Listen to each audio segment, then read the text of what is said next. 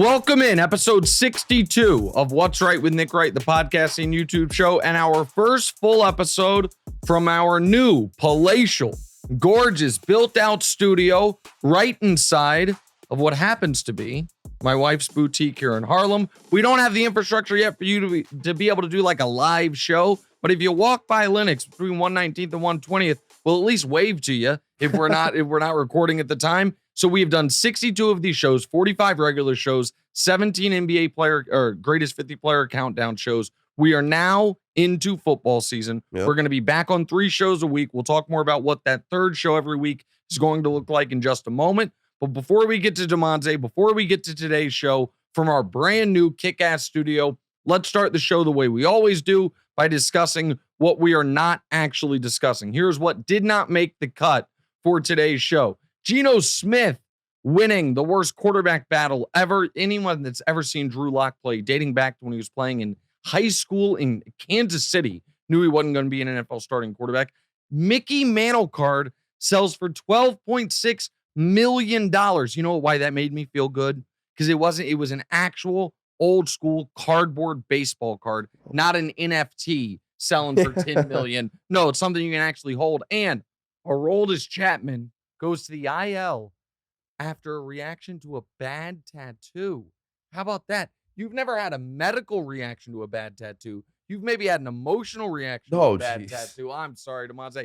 I feel good this morning. You're going to bust your balls a bit. All right, Damonza, where are we starting with? Oh, we are starting with my boy, Gilbert Arenas, who went on his podcast and basically said that Giannis doesn't know how to be a great basketball player yet. Yeah. Says that he doesn't know how to train his body, quote unquote. Mm-hmm. And to double down, Phil Handy, Lakers assistant, agreed with him. Defend this, or I don't want to say defend this. Giannis is also a 2-time MVP, 1-time MVP in the finals in 2021. But is this the most egregious basketball take during this offseason? Or take period, not even basketball. Okay, so here's the thing. And you had a great tweet about this, by the way, so shout out to you on that.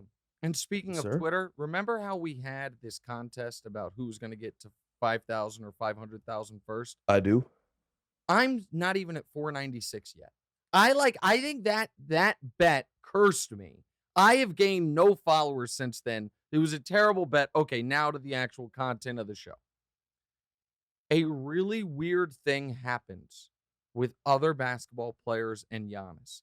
And I flagged this 2 years ago because something would happen where if Steph was going off, or if Harden was going off, or if Durant or LeBron, any of the truly great players were having an all-time night, what you would see is other great players chime in on Twitter about it. And Giannis never got that from anyone. Right. And one could argue, well, it was because people hadn't seen him perform at the highest level, at the highest stage. Right. Pre-championship, it wasn't just that he hadn't won a title. It was that, similar to James Harden, by the way, he seemed to get a little worse in the postseason. Harden gets a lot worse. Right. Giannis got a little worse.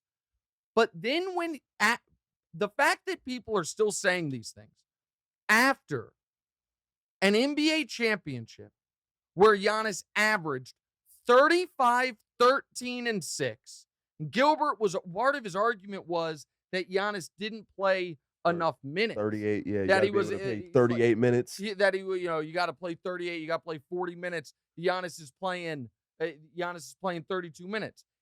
And by the way, that was a criticism of mine, not of Giannis, but of his coach, that he wouldn't let him play big enough minutes. Right. But then what happened in those NBA finals? In those NBA finals, coming off what looked like a catastrophic knee injury, what was Giannis doing? Oh, he was playing 40-plus minutes per game. I'll pull up how many minutes he averaged in just a moment. It should have answered all of the possible Giannis questions. And then he won the championship with a 50-point game. Right. But it didn't answer all the possible Giannis questions. And listen, Gilbert's a goofball. He's funny. He's interesting at times, but a goofball. So to me, the most interesting part of this is, why do people still make this case about Giannis? And by the way, it wasn't just the finals. We saw him in these NBA playoffs without Chris Middleton in games 5 and 6 against Boston. Go 40 and 11, and then game 6 to beat Boston. They didn't beat Boston, but to beat Boston, went 44 and 20 with 6 assists. So why do people still say it? People refuse to recognize what Giannis is, and instead they try to make him what he isn't. So people look at Giannis, and they want him to be a traditional wing. And they're like, why don't you have the skill set of the traditional wing? What they misunderstand is what Giannis is the next generational Shaq. What they misunderstand is that Giannis is not a traditional wing. He is the futuristic center. He has the size, the power, and the strength of a center who also can do other things, can bring the ball up, can hit the occasional three-pointer. Right. They're looking at him through the prism of he is the modern wing. And in the prism of the modern wing... I don't know how the hell you're looking at Giannis as a modern wing. Well, it's the only justification or explanation for this criticism he gets. Right. Because nobody criticized Shaq about this shit. Nobody. And they would have seemed ridiculous if they were like, why doesn't Shaq have a pull-up jump shot? Right. But because Giannis, they're looking at him through the wrong prism. And you brought up yesterday when we were talking about this, just sitting on the couch, that how much of the criticism with Giannis has to do with the fact that he's a foreign guy, that he's not in these NBA cliques like some of these other guys. I think that's a piece of it. But I think more than that, it is a misunderstanding of the player that he is. He is the futuristic Shaquille O'Neal who can absolutely destroy you and only make shots within 6 feet.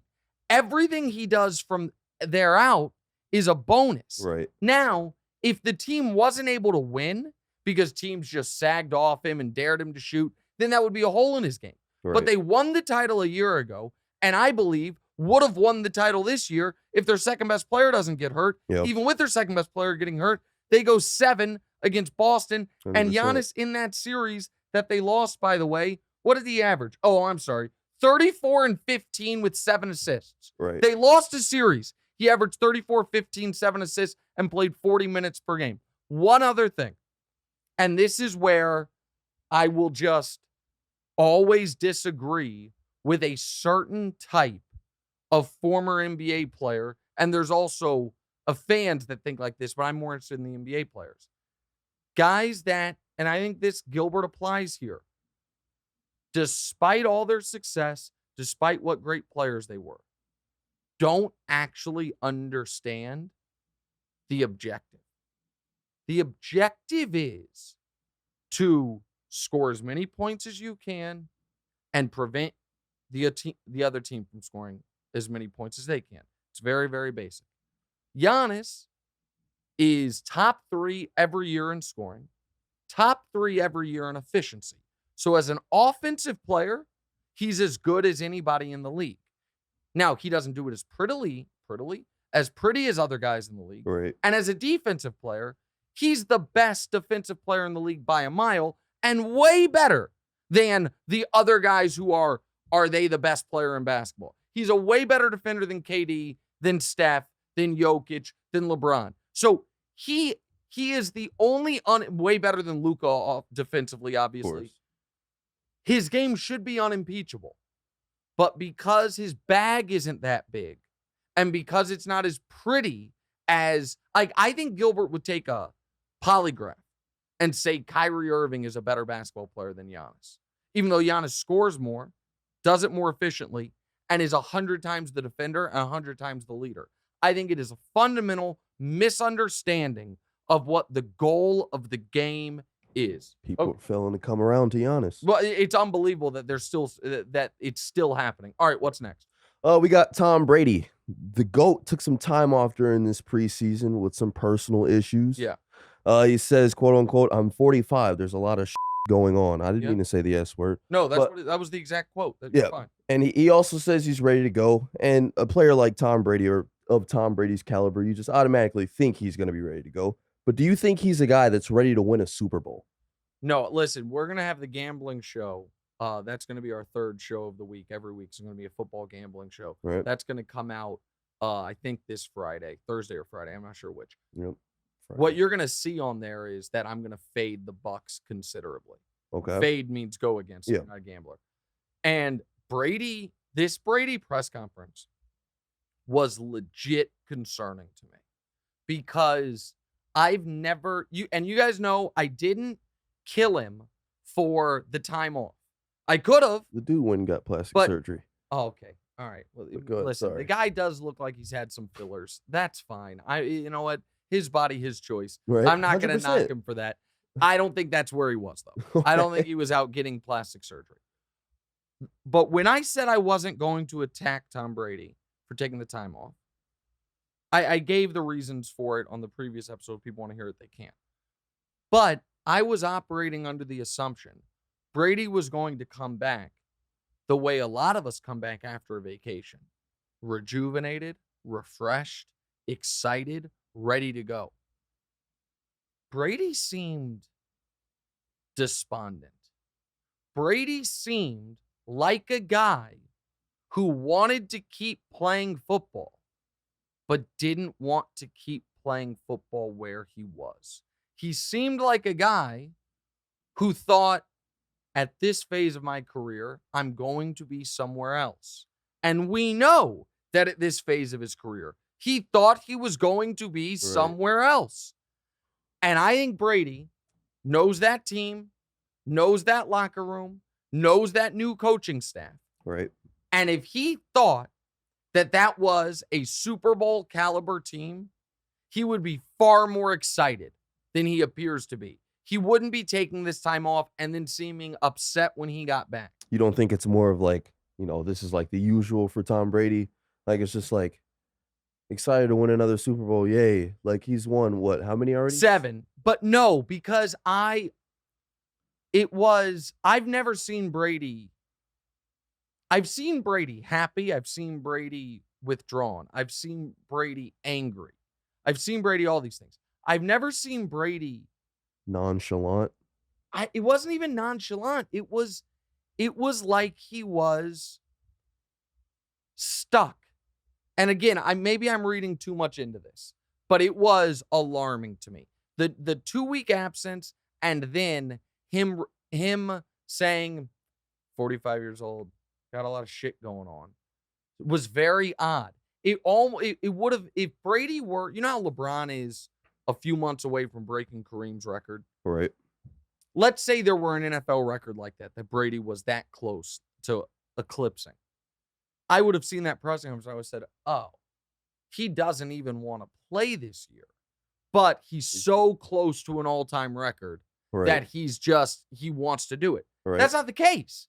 Brady has all of the records. 100%. And he retired and then chose to come back. So, yeah, the short version of this is I am super fading the Bucks because I think Brady is fading the Bucks, whether he knows it or not. All right, next. All right, you've been super high on Trevor Lawrence and Trey Lance this offseason. Yeah. And you were also high on the Chicago Bears. Justin Fields has looked very amazing, and he threw for 3 touchdowns in the last preseason game. He looked great in the last preseason game, that's for sure. And by the end of the year, how do you think we'll rank the 5 second-year quarterbacks between Lawrence, Wilson, Lance, Fields, and Mac Jones? Okay. So these are two different. I'm going to answer 2 different things. I'm going to rank the 5 as far as the year I think they will have. Okay. And then I'm going to rank the 5 as to how I think they will be looked at moving forward. Okay. So I think Trey Lance will have the best year. I think Trevor Lawrence will have the next best year. I think Mac Jones will be 3rd.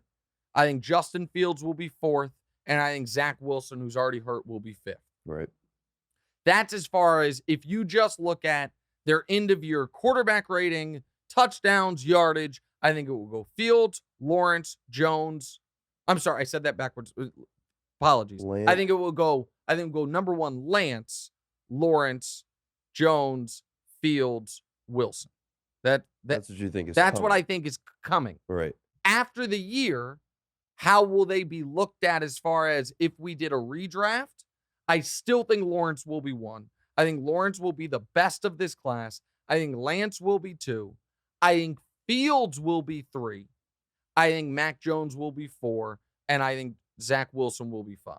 I think that because of the offensive line and receiver issues, I think Justin Fields is going to have real trouble having a monster statistical year, but I think it will show flashes enough to where he jumps above Mac Jones in the hierarchy. I think Trey Lance is going to have a better year than Trevor Lawrence, but I think Lawrence is going to have a good enough year with the overall talent that he has around him that people are going to say, okay, he's the best. But I think there are 2 future Pro Bowl star-level quarterbacks of these 5. I think it is Lawrence, and I think it is Lance. I think Mac Jones' ceiling is mediocre. Justin Fields might be screwed by the franchise. You're right. I did have in my way too early preseason predictions Chicago being really good, but that's why they're way too early preseason predictions. The actual season predictions, we're not going to be that high on Chicago. And I think Zach Wilson's probably screwed. He's hurt already. He plays for the Jets. I don't like it. All right, last. It's tragic. All right, so Aaron Rodgers went on Joe Rogan's podcast this weekend. Yeah, of course. Talked about playing games on painkillers like Percocet and misleading about his vaccine status. Yeah. Blames the media for not asking follow-ups after he claimed that he was quote-unquote immunized. Immunized. There you go. But, all right, so if Kyrie said something like this, it'd obviously be the talk of the town, and we talk about it forever. But why is Aaron Rodgers able to say stuff like this and get away with it? So here's the thing. I don't think he really is. I think we just already filled up our cup on the Aaron Rodgers vaccine talk. Okay. So I think that these topics have a shelf life, depending on how juicy they are, of a certain number of days and hours discussed. And we did so much of Aaron Rodgers' vaccine stuff when he was missing the Chiefs game in that moment that I think people are now sick of it. Right. So I don't think it's a double standard, Aaron and Kyrie. I think Aaron caught a lot of shit. I just think people are now tired of it. I, however, am not quite tired of it, and I will discuss it for a moment. Let's do it. All right. First thing, I want to make this very clear. He claims he's allergic to the vaccine. That's why he didn't get it. That the Pfizer and Moderna stuff has an ingredient that he's allergic to. Wow. I don't believe him. I wonder what doctor he paid to put that on paper, man. That's awesome. I flatly don't believe him. Yeah. Okay? Now, about 2% of the public has an, quote, allergic reaction to the vaccine. But that includes if it gets super itchy, for me at least, it was the second shot I got was sore for a week. Days, right? Yeah. And so I was looking it up this morning because I knew we were going to talk about this. All right.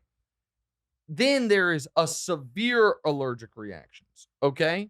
Severe allergic reactions are they're like 0.3% of the public. And that itself still is not necessarily as dire as it sounds. Anaphylaxis is what you really have to worry about, okay? Which is a life-threatening allergic reaction, all right? That was 0.02%, okay? So 2% is 2 in 100. 0.2% is 2 in 1,000. 0.02% is 2 in 10,000. So in other words, 1 in 5,000. Do I believe Aaron Rodgers that he was in that category? I don't.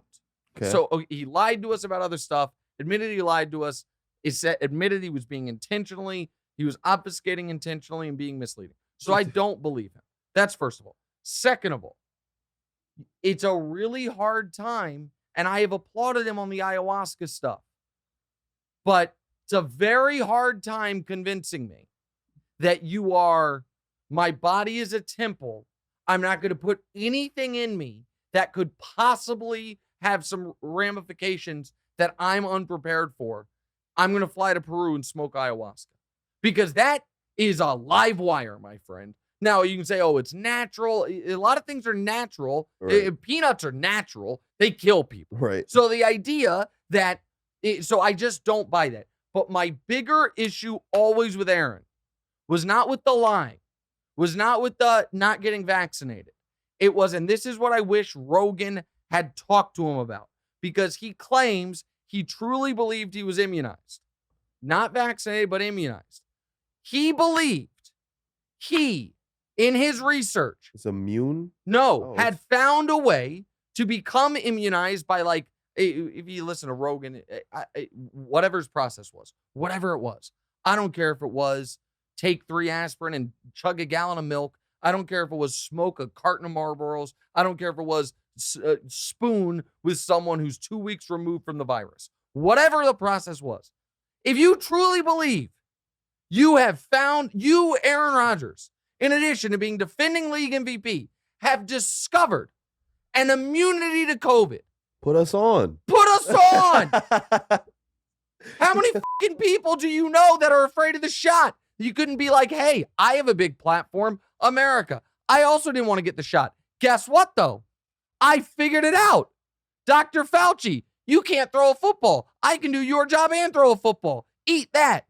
It's just so ridiculous. Oh. It's just so outrageous. To me, bringing up Kyrie, it's the same bucket of Kyrie wants to be a voice for the voiceless, but wouldn't talk about anything. If Kyrie really was, I am so angry that the New York City public workers got fired for not getting vaccinated. I am going to take a stand. I maybe would listen to you. I at least would be open to it.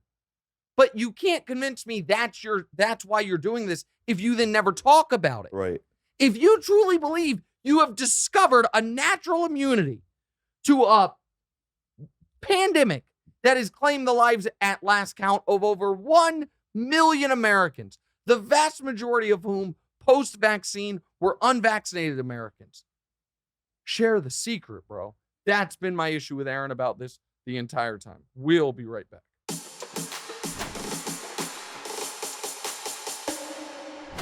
All right, welcome back in. What's Right, Nick Wright. Episode number 63 is our second segment. Oh, I know where we're starting this one. Because you know what started on Monday. Oh, you know, not only is it one of the 4 tennis majors of the year, but it's the one right here in our backyard in Flushing, Queens. Oh, really? I'm sorry, guys. Didn't know the U.S. Open was in Flushing. That's why you're asking for the tickets. I thought you were going to go to, like, England or something. Okay. This is not a rousing start to Nick's Tennis Corner. But that's all right. I'm not going to let you bring me down. Nick's Tennis Corner, let's go. We are back with Nick's Tennis Corner. Yeah. My favorite. U.S. Open kicked off on Monday and will run through September 11th. No Novak Djokovic, and it's Serena's last U.S. Open. Yeah. Could Serena shock us all and go for one last run?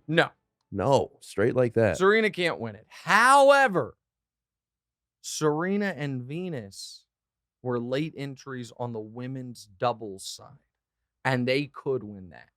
Okay. I'm not going to act like I've scouted the women's doubles, you know what I mean, history. Right. What I do know is the two of them have played in finals 14 times as doubles partners. They are 14-0. And what that also means is Serena might get 2 U.S. Open farewells, which is dope. Yeah. Because if she gets knocked out in the singles side, listen, the singles side, if you want, like, Halep is not the betting favorite. She's the second favorite. The favorite is the lady named Swiatek. I might be saying it wrong. I apologize.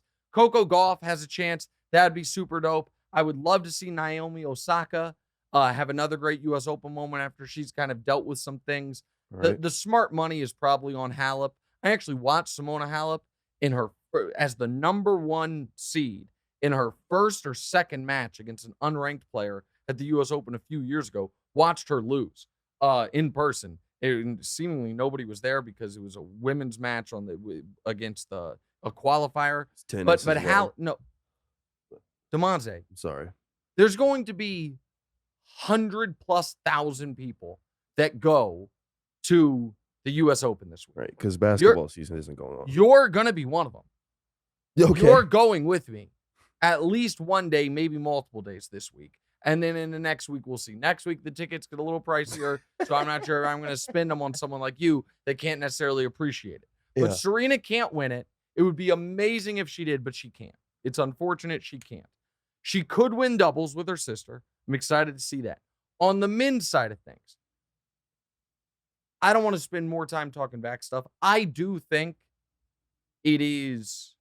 Listen, I think Djokovic is being a doofus and refusing to get vaccinated and costing himself part of his tennis legacy as he's trying to surpass Nadal or Federer, depending on who you look at as the greatest player ever. He's costing himself tournaments.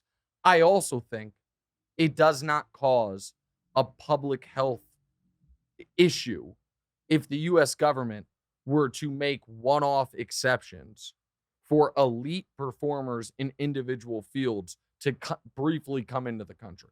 Like, I do think I do think that it's kind of crazy that he can't, just like I think it's kind of crazy the Canada wouldn't let the unvaxxed American baseball players in. I do think if it's a temporary thing for someone that is going to generate income or some type of revenue for the city that he's going to, you can make an exception. I don't think it's going to cause an outbreak. But like, what about? I'm sorry. Go ahead. I'm not even gonna. This is like such a. Go ahead. I mean, aren't all of us as citizens? I'm not trying to get like that, but aren't all of us as citizens bringing in some type of money to America? Yeah, sure. But it's money, but we live here. So we were going to be generating it either way. 100%. Novak Djokovic, one of the greatest tennis players ever. I don't look at him as like, oh, you let him in, all of a sudden we're going to have a fifth wave. Right. So I understand their opinion is this is just the rule. If you're not an American citizen, you can't come into the country unless you're showing you're vaccinated. I think they could make exceptions to it. Set that aside. Because he's not in there, the biggest winner is Medvedev, who might end up winning the tournament. I am going to be rooting for Nadal. You became a bit of a Nadal fan. Nadal's the guy that does the thing behind his ear every time. Yes, yeah. And he's the guy who we watched play that match hurt and then couldn't play the next one. Yes. Kyrgios, who you like because he's insane, he has a chance. Tsitsipas, who I don't like, has a chance. But Nadal will be my pick. If it were gun to my head, I have to be right. My two winners would be Halep and Medvedev. Because I'm not going to gamble on this, and because they both have a chance, my actual picks are going to be Coco Gauff and Nadal. Those are my two picks. But if it was, my family's been kidnapped, they only get released if you're right, then I would go Halep on the women's side and Medvedev on the men's side. There's the tennis corner. By the way, if you think next Monday we're not doing a tennis corner when we're halfway through the U.S. Open, you're crazy. And if you think the following week, which will be the first show, the first day after week 1 of the NFL, if you think we're not squeezing in a couple minutes after we've had the men's and women's U.S. Open final that weekend, then you don't know this show. All right, what's next? All right, man. Listen, I don't need your enthusiasm. I don't need it. So we got Tua connected with Tyreek Hill. What's the name of the segment we're doing here? Oh, I'm so sorry, guys. We are playing Right or Wrong. There you go. My apologies. New studio. Yeah. Tua connected to Tyreek Hill on a deep ball in the preseason, and social media went nuts. But this ball was like seriously underthrown. I think they're overreacting. But right or wrong, this is the start of something very beautiful. Yeah, I'm gonna say wrong. Of course you are. Listen, I said I would take Tua number 1 overall in his draft over Joe Burrow. I would love to be able to stand on that opinion, Draymond says. Stand on it. I just don't think it's going to work. And I think Tyreek's going to get super frustrated. And I understand that the whole Miami Dolphins organization is behind Tua, pardon me.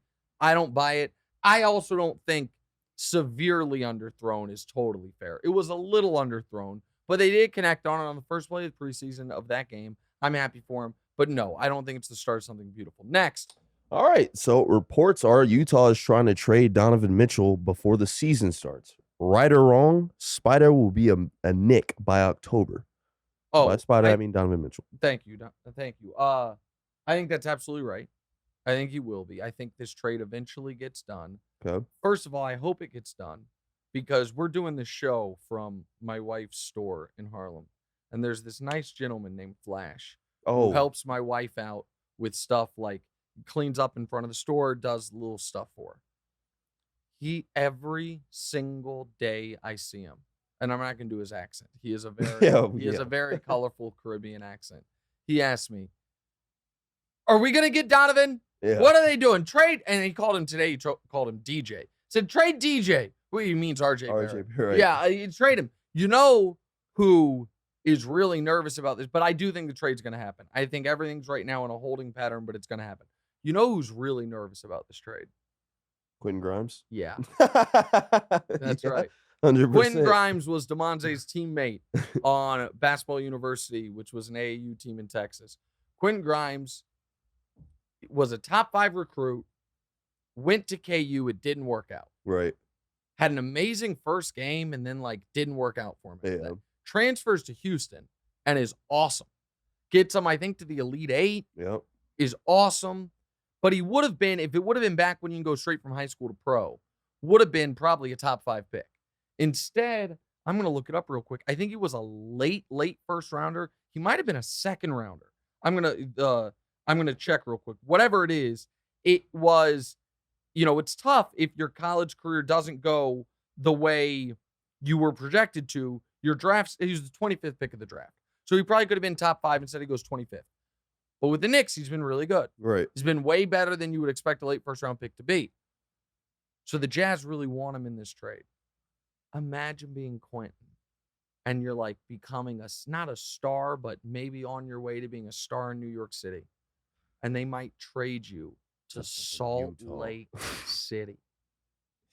So this is where it's victim of his own success. If he had been a little worse, then maybe the Jazz wouldn't care about him. But I think he's probably going to be in the trade. Oof. I feel for you, Quentin. That's tough. It's a tough go. Now, let me find one bright side.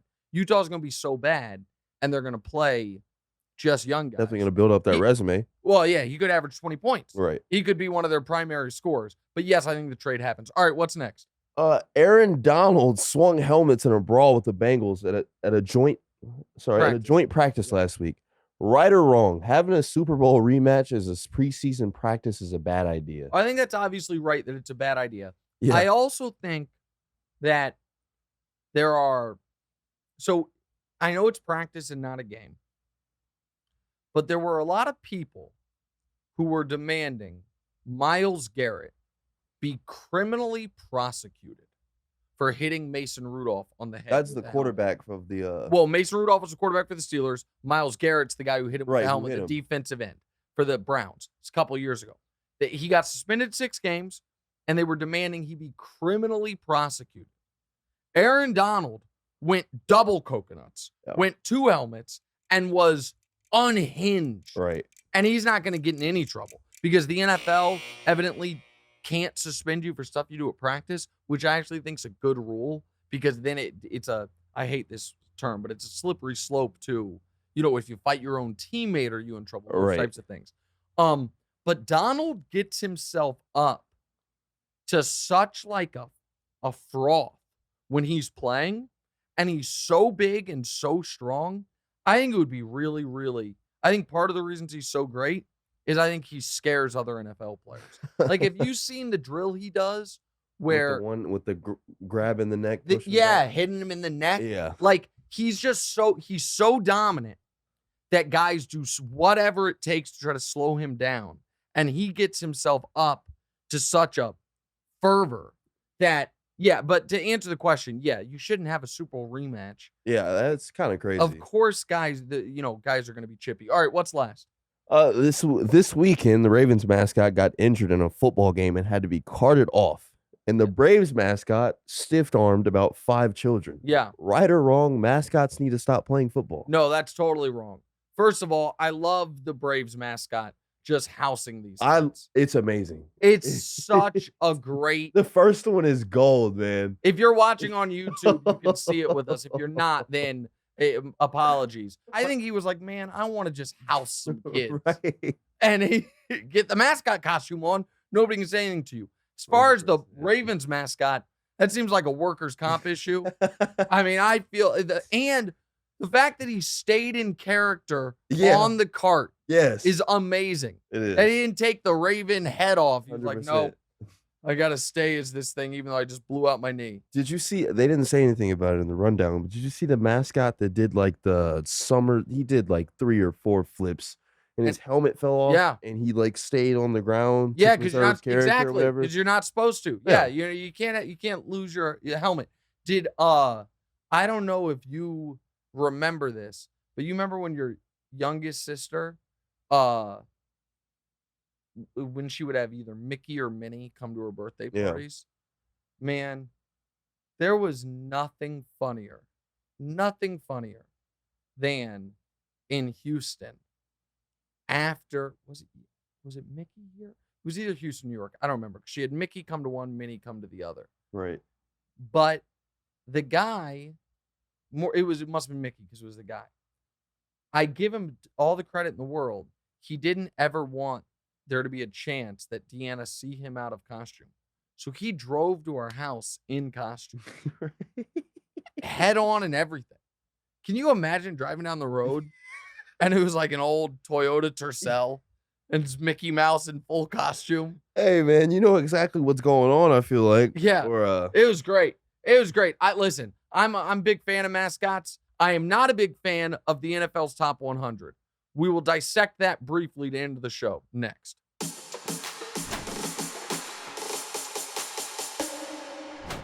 All right, welcome back in. What's Right, Nick Wright from our live from our new studio here in Harlem. I'm Nick, he's Damonza. Usually this last segment, we try to have a little fun. We talk, life, non-sports, but it is football season. So the show's going to be a little more sports-centric now that it's football season. And I needed to squeeze this in. A few hours before we recorded this, the NFL released the final 10 of the top 100 players going into this season. Number 1's Tom Brady. That's fine. I wouldn't rank him number 1, but he almost won league MVP last year. He's really good. I'm okay with it. So he's number 1. So be it. Number 2 is Aaron Donald. I'm good with that as well. Aaron Donald arguably could be number 1. That's fine. 3 is Aaron Rodgers. I don't agree. 4 is Cooper Kupp. You want to just say he's the best wide receiver. I get it.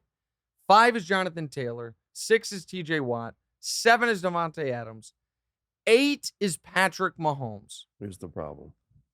In what world is Patrick Mahomes the 8th best player in football? Where does that exist? And it's indefensible. Travis Kelce is 10, which, by the way, shout out to Travis Kelce. And Kelce's awesome and a future first ballot Hall of Famer. But the gap of value between Kelce and Mahomes is not one spot, which is Jalen Ramsey. I want to see, just quickly, I'm going to check so quarterbacks, just quarterbacks. They have Brady 1, Rodgers 2, Mahomes 3. Josh Allen 4, Joe Burrow 5, Matthew Stafford 6, Lamar 7, Justin Herbert 8. That's way too low for Herbert, in my opinion. Dak 9, maybe a touch high for Dak. Kyler 10, Russell Wilson 11. I actually agree with that. Derek Carr 12, Mac Jones 13. Okay. The list is going off the rails. But having Mahomes on this, here are the rankings that he has had since he's been in the league, right? So 2019, which was after his unbelievable year, after his unbelievable rookie season, where he had 50 touchdowns, 5,000 yards, won league MVP, they ranked him 4th. And if you remember, that next year, he scored a touchdown in a playoff game and counted off 1, 2, 3, 4. He's like, oh, I'm the 4th best player in the league, huh? Last year, after the Super Bowl, the next year, after winning the Super Bowl, they ranked him 4th again. They said he was 4th. They had Lamar Jackson number 1, Russell Wilson number 2, and they had him 4th. Going into last year, they had him number 1, rightfully, and now they drop him to 8. Just an outrage. And Patrick's done a really good job of protecting his image and his brand, and he's a really good guy. But to say Patrick is sure of himself or has a bit of an ego is probably understating it. You bet your ass there will be a moment this year he throws up 8 fingers. Yeah. He might try to break the record and have an 8-touchdown game just for being ranked 8th. Ranking Patrick Mahomes as the 8th best player in football, in my estimation, invalidates the entire list. We will tell you about what teams, not players, what teams we think are overvalued and undervalued at the end of the week when we do our gambling show from our brand new studio. We'll be back on Thursday with a regular show, Friday with our first gambling show of the year, all that coming up later this week. And by the time you see or hear this, hopefully there's been some bit of an announcement regarding the television show, which I promise will be a positive one. All that's coming up throughout the week. We'll see you guys on Thursday. Hey, thanks for watching. Smash or just lightly tap that subscribe button. It all works the same. To get more from the show, and make sure you click. Why don't you want to mash the bell too, guys? Or just, lightly tap the bell to get notified every time new content drops. Check out full episodes of What's Right wherever you get your podcasts, or just hit the link in the description below.